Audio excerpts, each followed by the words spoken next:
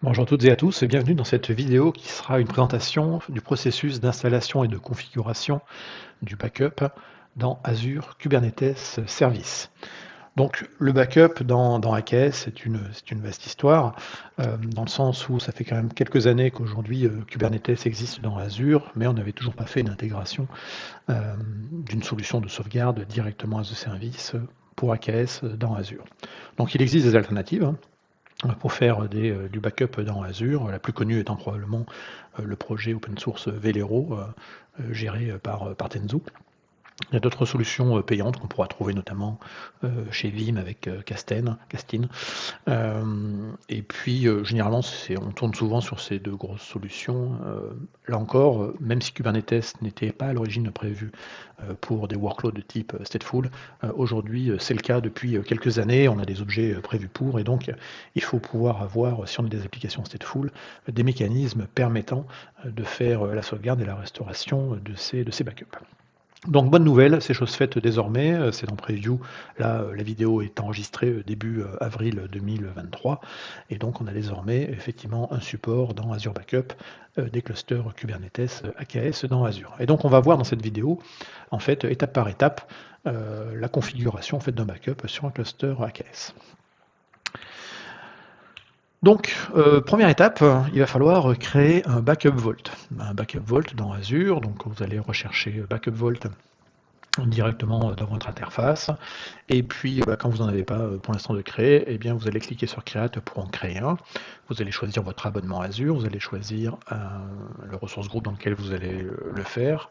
Et ensuite, effectivement, vous allez venir choisir, donner un nom à votre backup vault, choisir une région qui doit être supportée dans la liste des régions, mais la plupart le sont aujourd'hui, c'est indiqué en cas dans la documentation de la preview.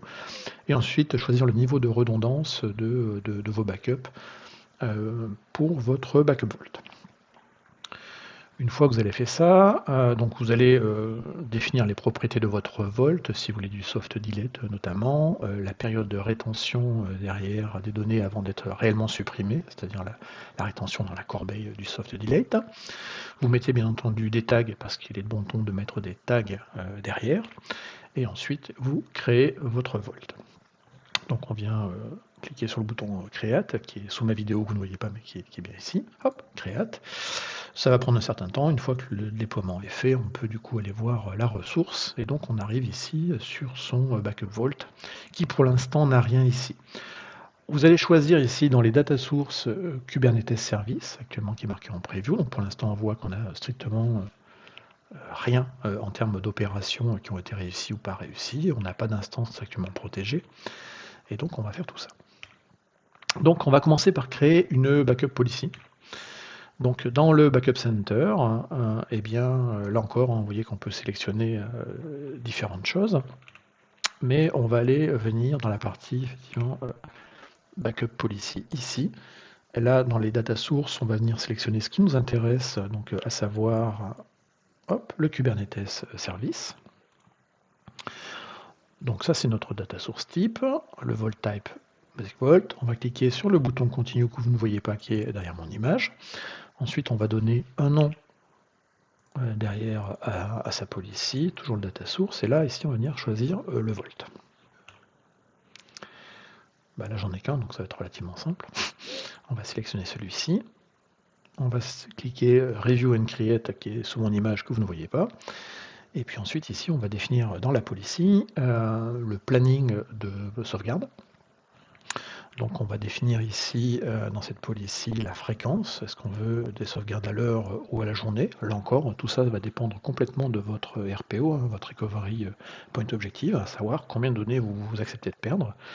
1 heure de données ou 24 heures, par exemple.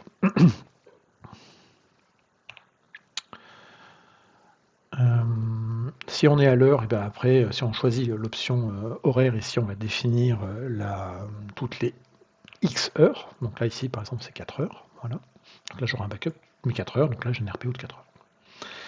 Et ensuite, on va définir effectivement la rétention derrière. Donc en gros, combien de temps vont être gardés les backups dans les différents data stores. Donc là, j'ai gardé les options par défaut. Là encore, on peut venir tuner tout ça. Donc par défaut, ici, on va garder 7 jours. Voilà.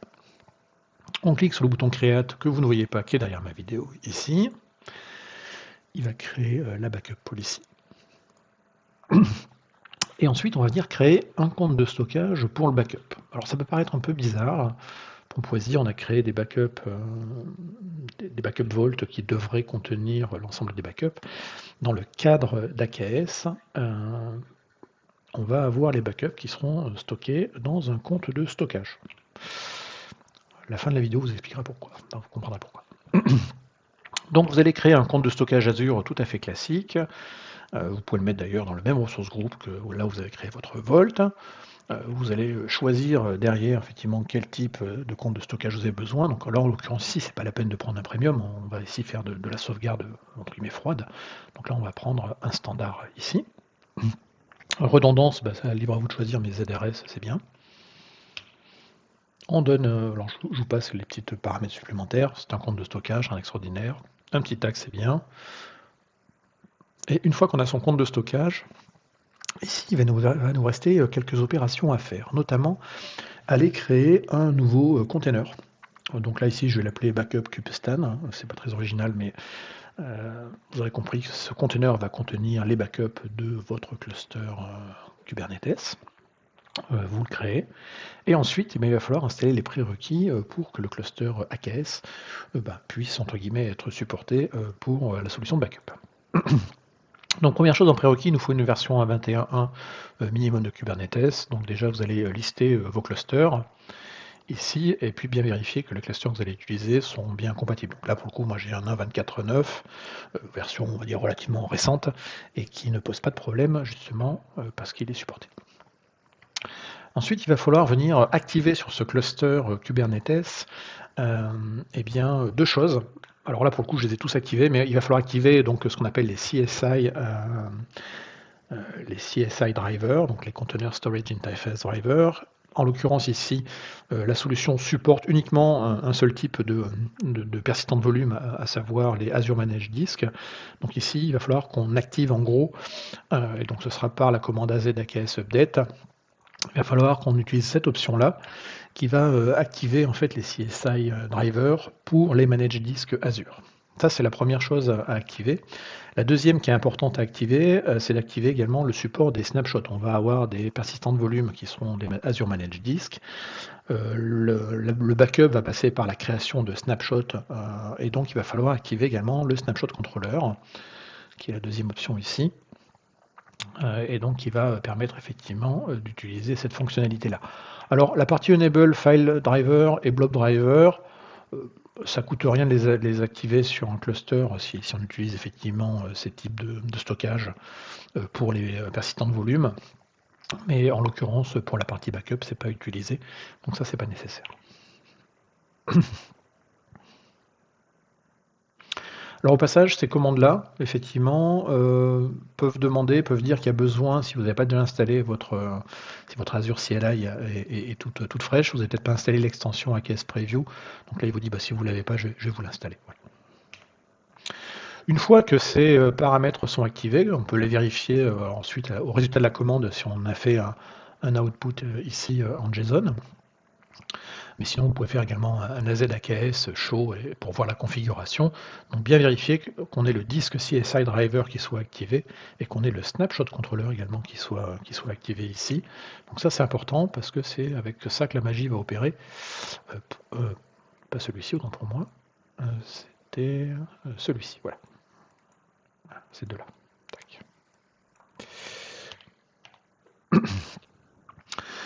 Ensuite, on va retourner dans son Backup Vault, et dans son Backup Vault, on va aller regarder les propriétés. Alors on peut le faire par ligne de commande aussi, là je vous l'ai montré graphiquement. On va aller rechercher surtout l'ID.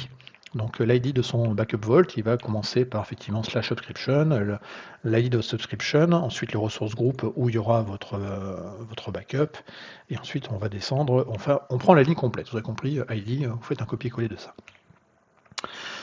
Ensuite, on va activer une nouvelle fonctionnalité, on va utiliser une nouvelle fonctionnalité dans AKS qui s'appelle les Trusted Access Binding Role.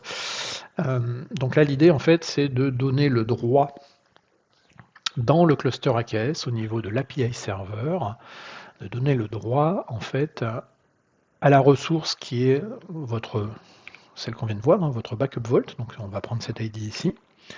Et cet ID, donc ce sera l'ID source. Donc on va dire ce service-là, Azure, sur ce cluster-là, va être associé à ce rôle-là. Donc en gros, le backup vault ici va avoir les droits de backup operator sur le cluster kubestan. Et là ici on a un role binding, c'est-à-dire qu'on va effectivement donner des droits dans des droits Kubernetes, dans le airbag de Kubernetes, on va donner des droits en fait à ce service Azure. Donc ça c'est une nouveauté, ça s'appelle le Trusted Access. Ça permet de donner des droits des services Azure dans des clusters Kubernetes. Donc quand vous allez lancer cette commande, la première fois, il y a des grandes chances que vous ayez ce message-là. Donc c'est volontaire, je l'ai laissé ici dans mon explication, parce qu'on va dire, bah oui, mais pour pouvoir utiliser cette commande-là, pouvoir utiliser ça, il va falloir venir activer la fonctionnalité qui est le Trusted Access Preview aujourd'hui, et donc activer cette fonctionnalité au niveau du resource provider qui est Container Service. Donc c'est ce qu'on va faire. Donc on se rajoute l'extension si on ne l'avait pas déjà, ou on la met à jour. Et puis donc on va enregistrer la feature qui s'appelle, donc dans le namespace Container Service, on va enregistrer la feature Trusted Access Preview. Voilà. On attend qu'elle soit en mode registered et surtout important, on réenregistre le provider container derrière. À partir de là, on peut relancer la fameuse commande que je vous ai montré tout à l'heure, donc le AZAKS Trusted Access Role Binding Create pour mon cluster kubestan qui est dans mon resource group. Je vais lui donner ce nom-là pour le binding, et donc je vais dire que ce service de backup va avoir tel rôle, tel privilège dans le cluster Kubernetes. Normalement, là, du coup, vous allez avoir un retour derrière, comme quoi ça s'est bien passé. Donc ça y est, le backup vault a des privilèges d'opérateur de backup sur le cluster. On peut revoir d'ailleurs cette configuration en faisant un AZAKS Trusted Access Role Binding Show. Et là, il va vous montrer effectivement cette association entre la ressource ID et le rôle au sein du cluster.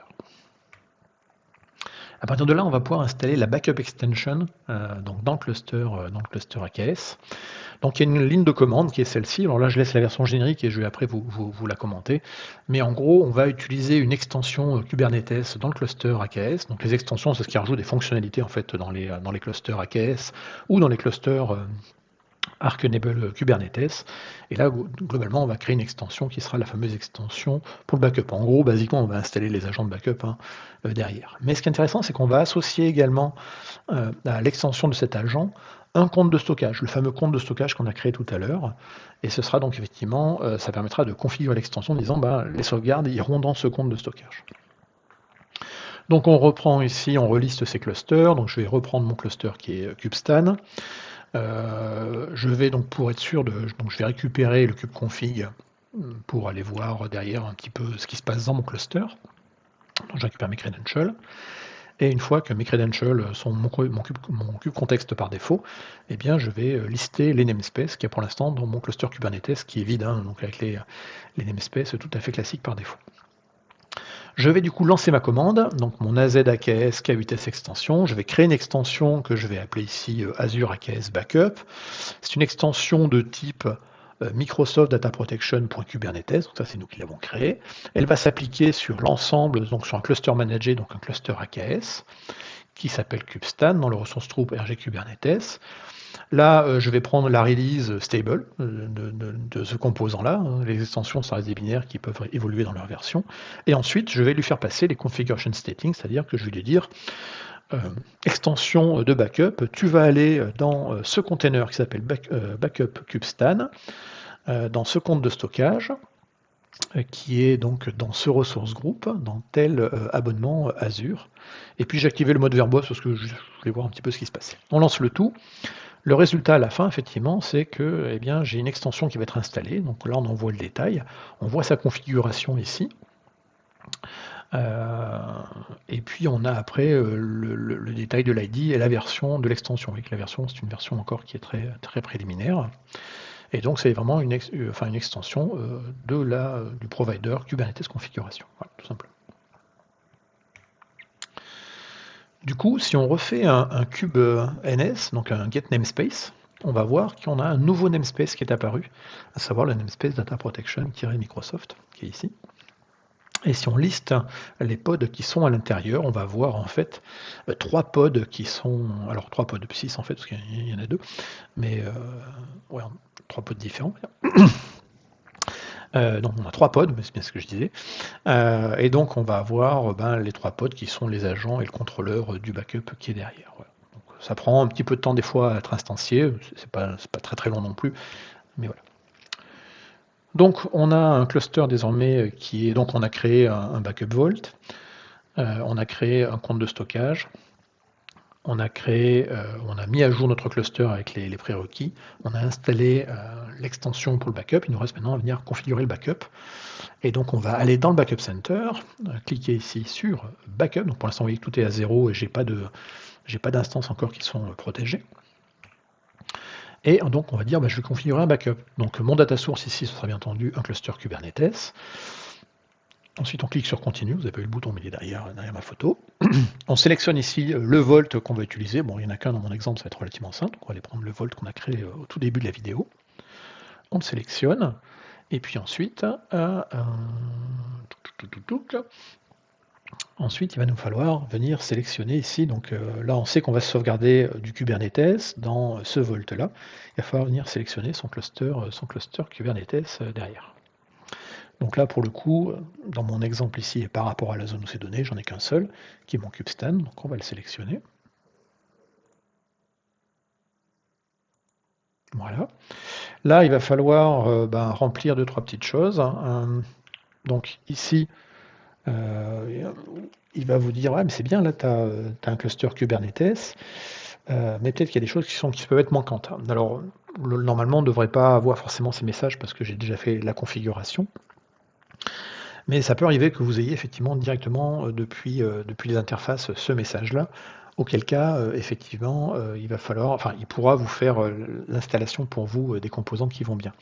Donc là, ce qui est important, c'est de revalider derrière tout ça, donc de faire le grant permission et le revalidate, et automatiquement, comme un grand, il va finir de faire l'assignation si elle n'est pas bien faite au préalable. Donc là, on vous précise dans la documentation, effectivement, que, alors, pourquoi on a ce message-là, alors que normalement, on a déjà fait les opérations au préalable, parce qu'on peut avoir un temps de propagation qui peut aller jusqu'à 1 heure, en fait, pour que les permissions, en fait, descendent jusqu'au cluster Kubernetes. Donc si c'est pas très grave, mais il faut juste savoir que ça peut prendre un petit peu de temps. Quand on veut vérifier tout ça, en fait, avec kubectl, donc là c'est K mais c'est kubectl, vous pouvez regarder que les role bindings sont vraiment effectifs. Et donc ça peut effectivement prendre un peu de temps. Donc là, effectivement, je vois mes role bindings qui font que j'ai mon backup opérateur qui est sur mon cluster. Et on voit également ici les différents pods qui du coup eux-mêmes ont des role bindings derrière qui leur donnent plus ou moins de droits. Vous voyez qu'au passage, j'ai des droits qui sont quand même pas neutres. Hein. On parle de cluster admin ici. Donc, quand la propagation a eu le temps d'arriver, effectivement, et qu'on arrive ici, qu'on sélectionne son cluster Kubernetes, on peut dire justement qu'on revalide. Et là, il va dire, OK, si on avait le cluster qui n'avait pas, donc ça c'était notre cluster que j'avais pris, si effectivement j'avais pas installé l'extension au préalable, eh bien il me propose de le faire, ça c'est la bonne nouvelle. Donc ce que je vous ai montré en ligne de commande pour installer l'extension, à la limite, vous n'êtes pas obligé de le faire, je pense que le process va se simplifier dans le futur où effectivement on pourra également directement le faire par l'interface d'Azure Backup, où on dit voilà, je veux installer l'extension Azure Backup, et là on retrouve exactement les questions, les éléments qu'on a donnés, c'est-à-dire qu'on va dire dans quel compte de stockage c'est installé, et dans quel container il va falloir mettre les backups. Tout simplement, et auquel cas, du coup, lui, il va venir vous installer l'extension directement sur le cluster. Ce qui fait que, du coup, là, cette fois-ci, on n'a plus de messages, donc les permissions étaient bien repositionnées, l'extension avait été bien installée, et du coup, effectivement, notre cluster maintenant est bon pour la suite. Voilà.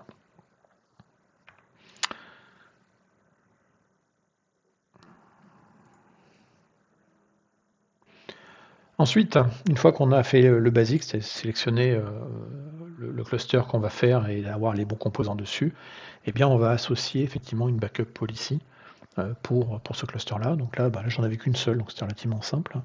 Et donc on a le résumé effectivement de cette backup policy qui était ici, que je sauvegardais mes données, je les gardais 7 jours. Voilà. Ensuite, on va sélectionner les data sources. Donc c'est là où on va venir cliquer. En gros, les data sources, c'est qu'est-ce qu'on a envie de sauvegarder dans notre cluster Kubernetes. Est-ce qu'on veut le sauvegarder dans sa totalité? Est-ce qu'on veut sauvegarder des choses particulières? Donc on va venir cliquer sur Add. Et puis ici, dans les options qu'on va avoir, effectivement, on va donner le nom de son instance de backup. Là, on va choisir, est-ce qu'on veut sélectionner l'ensemble du cluster, donc qui va inclure effectivement tous les namespaces existants plus les futurs namespaces, ou alors est-ce qu'on veut choisir certains namespaces en particulier? Là encore, ça dépend de la taille du cluster, ça dépend de la volumétrie derrière. Vous voyez qu'il est possible également de sauvegarder des ressources en donnant des labels. Dans Kubernetes, tout marche avec des labels. Donc là encore, on peut dire, je veux sélectionner l'ensemble des ressources qui ont tel ou tel label, ce qui est plutôt dans la logique et la philosophie de Kubernetes. Voilà. Ensuite, on peut choisir ou pas d'inclure les secrets, d'inclure ou pas les volumes persistants, d'inclure tout ce qui est à l'échelle en scope du cluster et non pas lié à un namespace. Il y a des objets qui ne sont pas forcément liés à ça. On vous précise ici que effectivement Azure Backup s'appuie sur les CSI drivers et donc vont s'appuyer sur le snapshotting pour la partie volume, et que les autres types de volumes, donc Other Volume Type will be skipped, c'est-à-dire que si vous avez effectivement des PV, des persistants de volume ou des persistants de volume claim qui sont sur de l'Azure File ou sur du blob, la solution n'en tiendra pas compte. Voilà. On sélectionne le tout. Chaque fois qu'on aura fait effectivement une sélection ici, il va y avoir une notion de validation derrière, donc avec un petit bouton qui est ici, qui va permettre de vérifier effectivement que tout ça c'est bon et qu'on peut le faire. Voilà. Donc on va sélectionner l'endroit ici, on va préciser l'endroit où on veut que les snapshots soient stockés. Donc les snapshots pour chacun des persistants de volume. On va cliquer sur Validate pour vérifier qu'on peut le faire. Là encore, on peut se retrouver avec des messages qui vont dire ouais, attention là, par rapport aux data sources que tu as sélectionnées, etc., tu n'as pas forcément les bonnes options, vérifie derrière que tu as le droit de faire tout ça. Donc là, si on regarde le message d'erreur, il va vous dire, par exemple ici, là il manque une permission pour la partie sur ce groupe-là de snapshot, et donc vous avez toute la recommandation derrière, les liens de la documentation pour corriger le tout. Donc là, pour le coup, quand il manque des permissions, il va vous proposer, parce que vous avez un bouton ici qui s'appelle Assign Missing Role, il va vous proposer de dire, ok, je vais te faire de manière automatique l'affectation des bonnes permissions dont tu as besoin pour pouvoir continuer à faire la suite. Donc là, il vous suffit de valider le tout. Il va vous faire l'assignation des bonnes permissions, et normalement, à la fin, vous devriez avoir un message qui va dire, ok, tout est prêt, tout est bon pour la partie backup. Et là, on va pouvoir cliquer sur Next, que vous ne voyez pas, mais qui est derrière ma photo. Voilà. Un résumé de l'ensemble de tout ça. Donc, dans quelle location ça va être sauvegardé, quel est le vol, quelle est la policy utilisée, quelles sont les ressources qui vont être traitées par ce backup. Et puis ensuite, il y a un bouton qui est ici, qui s'appelle voilà, Configure Backup, qu'il vous reste à presser. Et là, il va encore soumettre le tout à Azure. Ça va mouliner un petit peu. Et normalement, si tout va bien, ça y est, désormais, j'ai au moins un cluster Kubernetes dont la configuration a été activée. Donc là encore, en fonction de votre policy de backup, ça va prendre un peu de temps avant de remonter ici et de voir des choses apparaître dans les jobs de backup qui ont été planifiés ou que vous aurez déclenchés de manière manuelle. Donc quelques heures après, on voit effectivement que j'ai un backup qui s'est bien passé ici.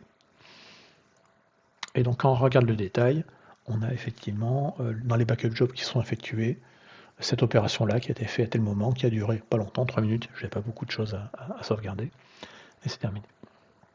On a un peu de détails derrière, donc ça peut être intéressant, de est-ce que c'est un job qui a été déclenché par un utilisateur ou est-ce qu'il était schedulé, donc là c'est un schedulé. Et puis voilà. Que dire de plus derrière? Si vous allez après dans le répertoire, le ressource group dans lequel on a ciblé tout ça, donc moi j'ai tout mis dans le même ressource group pour des raisons de simplicité, mais on retrouve quoi dans ce ressource group? On va retrouver effectivement mon backup vault que j'ai créé au tout début de cette vidéo. On retrouve le snapshot qui correspond en fait, j'avais un pod avec un persistant de volume, pour pour la démonstration, et on retrouve ici le compte de stockage. Donc les persistants de volume, disques, toutes les sauvegardes seront des snapshots. Donc là il n'y en a qu'un seul, parce que pour l'instant j'ai fait qu'une seule sauvegarde, mais le nombre de snapshots va grandir plus vous avez de backup et plus vous avez de churn et de changement. Et si on va dans le compte de stockage, donc le compte de stockage qui était ici, le backup stan, si on vient dans ce compte de stockage et qu'on va dans la partie containers et qu'on va dans les containers qui étaient backup, backup stan, voilà, AKS stan, on va retrouver ici plein de fichiers. Donc là pour le coup j'en ai laissé tourner un peu plus. Et là, on va voir, en fait, tous ces blobs-là correspondent en gros à la configuration, à la base de TCD qui est sauvegardée. Donc ça ne contient pas grand-chose parce que là, c'est un cluster assez vide et puis globalement, c'est une base clé-valeur, donc ça ne contient pas beaucoup de données. Mais toute la sauvegarde est faite là-dedans. Alors, dernière chose, je vous ai parlé en tout début de session d'un projet qui s'appelle Velero, qui est un projet open source pour faire du backup dans Kubernetes, qui existe depuis des années.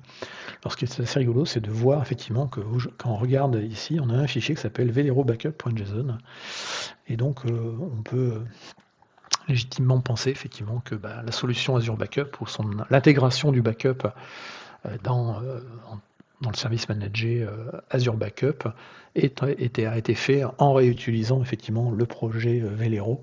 C'est juste qu'on a fait toute la glu autour pour éviter d'avoir effectivement à configurer soi-même son Velero avec un service principal et des choses comme ça.